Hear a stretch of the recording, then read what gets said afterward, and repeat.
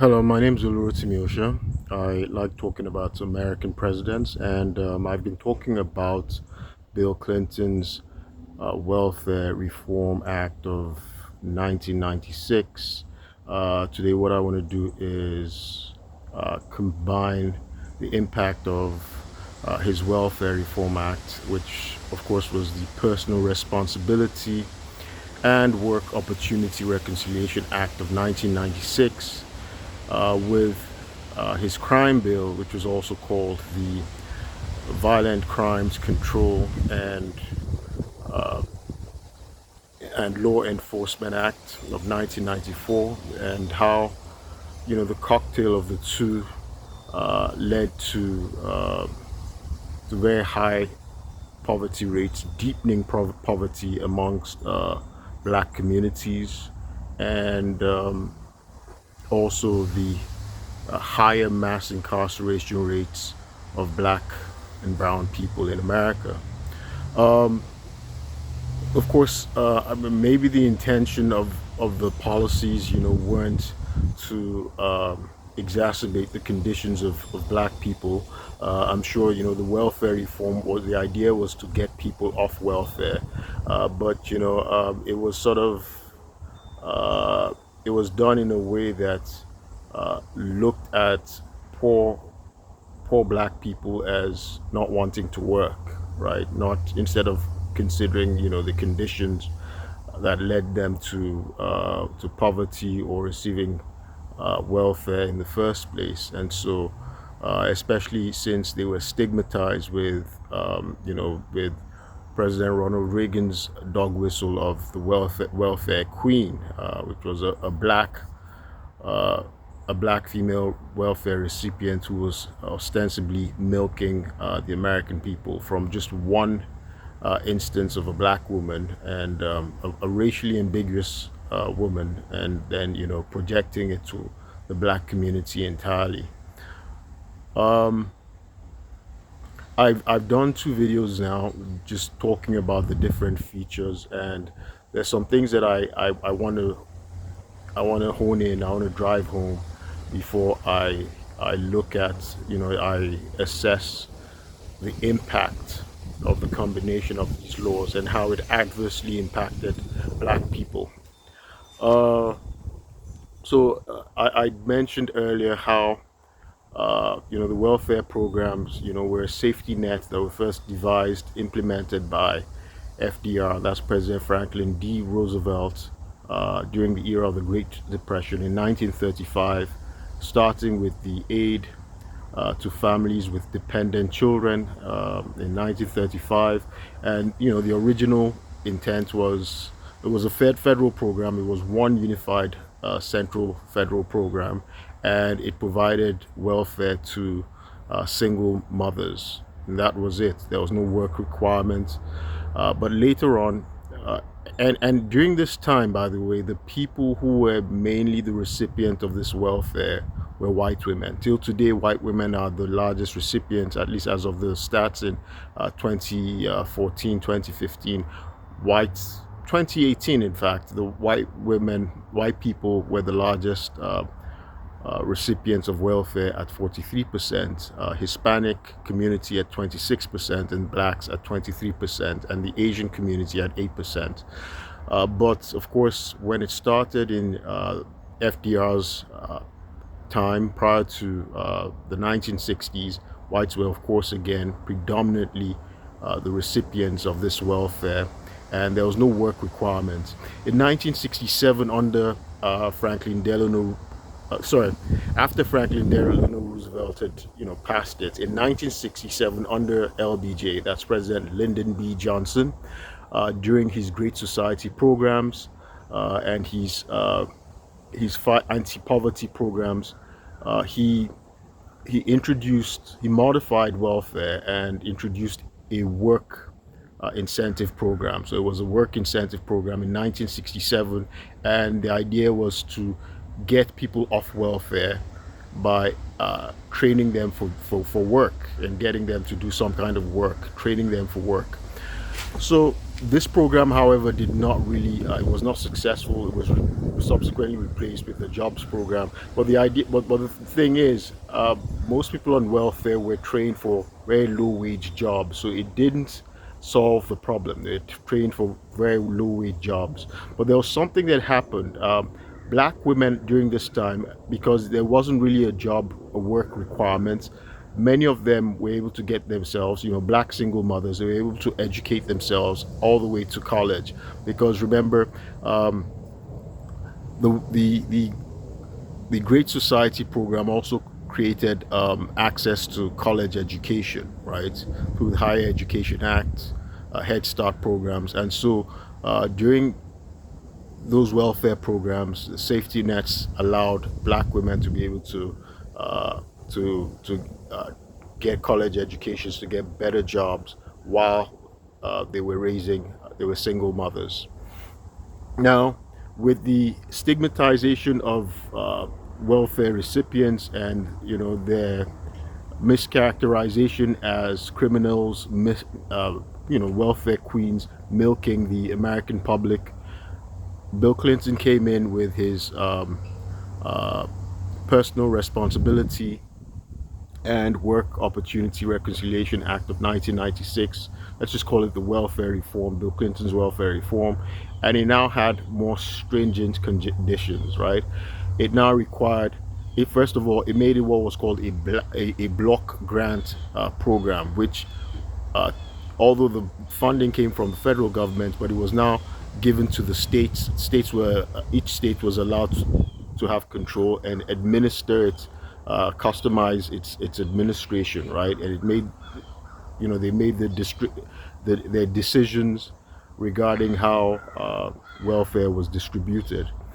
And so it created basically 40 different programs, according to the state. Sorry, 50 different programs according to each state. So it also had more stringent rules, right? And there was a moralizing element to it, a very moralistic religious tone to it. So it encouraged heteronormative uh, nuclear families. So because initially welfare during the AFDC program, welfare was given to single mothers. That was the objective, to give cash payments to single mothers. Now it was sort of stigmatizing single motherhood, right? And it was now requiring a lot of information, data application. It was now requiring the identification of the biological fathers of these children from the mothers. And so it now also required a parent, a national, a federal parent locator service, right? To be able to find the fathers and and enforce non-custodial, and force the non-custodial parent to pay child support. So it had a national registry. It required it had a new hire federal registry that required everybody to register, all new hires, so that the government could find non-custodial parents who were under child support orders, and they could enforce, garnishment of wages. They could arrest fathers. So, in fact, one of the downsides of the Welfare Reform Act of 1996 was the criminalization of paternity. Parents, fathers who were failing to pay child support, they were arrested. So they were criminalizing fathers who were not paying child support. So this is something that I found out, that there are many black fathers in jail for not paying child support. So a community that already had the disadvantage of poverty was now being ravaged with criminality as well. And there are also other penalties. It was a very punitive program, in that uh, welfare recipients who were convicted for drug possession, they were taken off. Their welfare was terminated, and of course there was the lifetime restriction. Right, the lifetime restriction. They could only receive welfare payments for a maximum of 5 years. You can imagine a parent is a parent for at least 18 years, right? A parent is responsible for their child for 18 years, and you have only 5 years to cover your child, 5 years of support. Of course, there was also the requirement to work, the work requirement, 30 hours a week. The recipients were required to do 30 hours of work per week. So it was a very punitive program, and the job training, the sort of work that was available to especially people of color, they are low paying, low wage service jobs that didn't help, minorities or welfare recipients to get out of poverty. And so when you take a look at the data as of 2015, um, of the 14% poverty rate in the nation, uh, single, households led by single mothers constituted over 45, about 45, over 45% of them, right? 45% of the poverty rate, comprised of uh, household led by single black women. So it exacerbated, deepened, Bill Clinton's Welfare Reform Act. It exacerbated and deepened poverty within the black community. It caused homelessness, right? It exacerbated homelessness, and people who were homeless, in many states in America, right? They are liable to being incarcerated. So, it was just bringing in a medley of disabilities, a medley of problems to black communities. Um, so it's actually drizzling right now. So I'm doing this in the rain. So this is hectic. So I'm going to have to stop this and continue it. Well, let me finish up on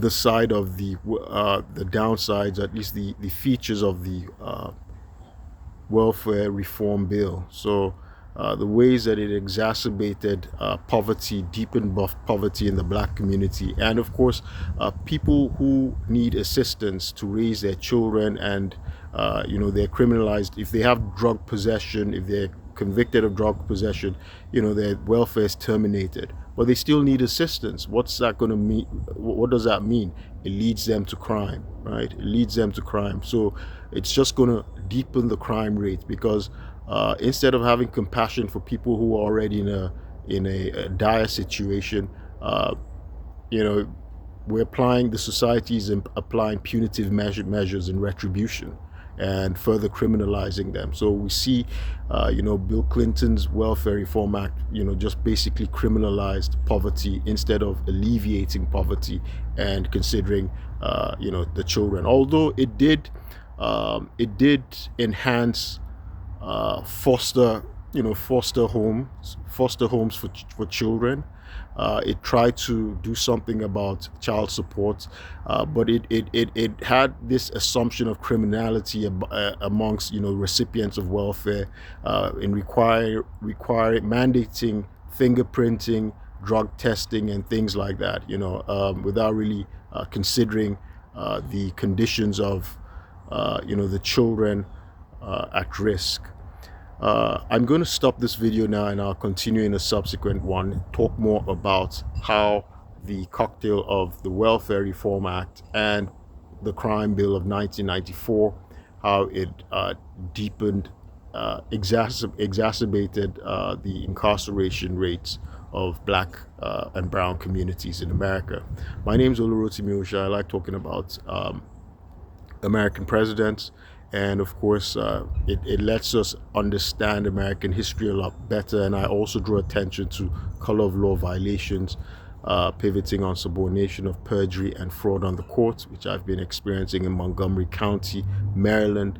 On May 16, 2023, I was swatted by Montgomery County Police Department in my home. I'm a law-abiding American citizen. I was working with the U.S. Department of the Navy at the time, and I had a hot job, in the Department of Defense. I was prevented from working. I was almost killed when I was shot, tasered, and then the police framed me, and the police who assaulted me and almost killed me and committed a robbery under color of law, then filed false charges against me, and I haven't had justice till then. So I'm doing these videos just to show how there is systemic racism in America, especially, and it's enforced through road cops like the Montgomery County Police Department. I'll keep you posted. Thank you.